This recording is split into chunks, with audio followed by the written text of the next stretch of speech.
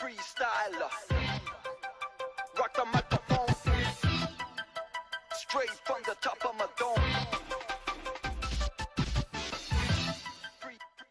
Από το Everyday Technology και καλώς ήρθατε στο unboxing βίντεο της συσκευής, η οποία είναι ψηφιακή κάμερα αυτή τη φορά, Nikon Coolpix S2800. Λοιπόν, πάμε να δούμε λίγο τα τεχνικά χαρακτηριστικά της συσκευής που αναγράφονται και πάνω στο κουτί. Η συσκευή έχει 20,1 MP ανάλυση, έχει επί 5 ψηφιακό zoom, το οποίο είναι εξαιρετικό, παιδιά. Έχει audio selector, slim body και quick effect. Αυτό που θα πρέπει να σας πω είναι ότι μέσα έχω την ρόζο έκδοση, διότι αυτή ήταν διαθέσιμη όταν πήγα να το πάρω. Λοιπόν, πάμε να δούμε και λίγο περιφερειακά το κουτάκι. Coolpix S2800.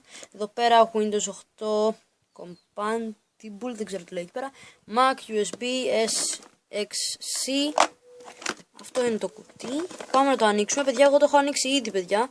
Τη συσκευή, ωστόσο δεν την έχω ανοίξει το μια φορά. Να δω πώς λειτουργεί και τέτοια. Μαζί θα το κάνουμε πρώτη φορά.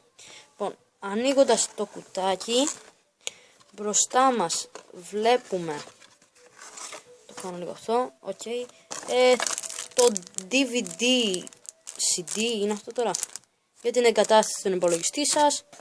Έπειτα από κάτω, κάνοντας αυτό εδώ πέρα το προστατευτικό, βλέπουμε τη συσκευή μέσα σε προστατευτικές διαφάνειες.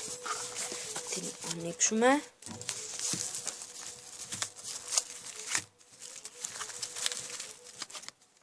Ορίστε, τη βλέπετε. Αυτό που έχω να πω, παιδιά, είναι ότι είναι πολύ λεπτή και οι επιδόσεις εντυπωσιάζουν από τα samples που έχω δει από άλλα παιδιά που το έχω κάνει. Λοιπόν, θα τη δούμε και μετά τη συσκευή στο hands-on βίντεο που θα ακολουθήσει. Λοιπόν, έπειτα βλέπουμε τον φορτιστή. Παιδιά, αυτό μου βγήκε πίστη να το βάλω μέσα. Είναι πανδύσκολο και από τότε ούτε να το βγάλω δεν μπορώ. Εδώ πέρα το USB για τη φόρτιση. Να και το USB για τη φόρτιση και για να το συνδέετε με το υπολογιστή σας. Το αφήνετε στην άκρη. Εδώ πέρα ένα λουράκι που έρχεται δώρο με τη συσκευή. Το αφήνουμε και αυτό στην άκρη. Η μπαταρία Nikon εδώ πέρα, σε προστατευτική θικούλα. Δεν θα την ανοίξουμε πια. Και από κάτω, αφαιρώντας τα, βλέπουμε το εγχειρίδιο γρήγορης χρήσης. Λοιπόν, αυτή ήταν η συσκευή, παιδιά. Θα ακολουθήσει και βίντεο hands-on, στο οποίο θα λέω αναλυτικά τα πράγματα για τη συσκευή και θα έχουμε και διάφορα samples για να δείτε πώς τραβάει φωτογραφίες και βίντεο η συσκευή. Μέχρι το επόμενο βίντεο, θα τα λέμε.